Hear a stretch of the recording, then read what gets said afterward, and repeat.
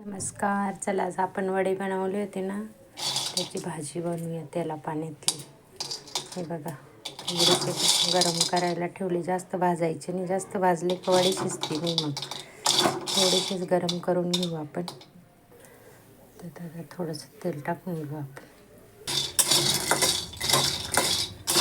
एका प्लेटमध्ये काढून घेऊ.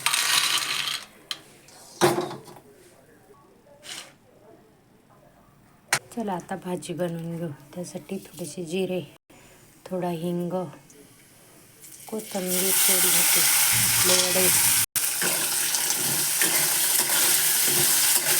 थोडंसंच लाल तिखट. वड्यामध्ये मिरची असते, तिखट असतं ते, त्याच्यामुळे थोडंसंच टाकायचं. हळद पण थोडीशी, चवीनुसार धना पावडर टाकायची, आपल्या अंदाजानुसार पाणी टाकायचं.